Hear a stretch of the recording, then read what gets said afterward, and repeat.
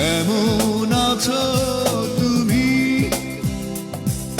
সুখী হতে পেরেছো কিনা জানতে বড় সাধু হয়।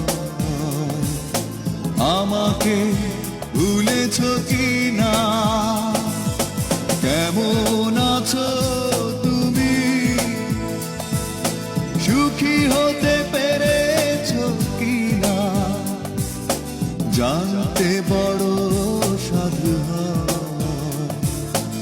আমাকে ভুলেছো কি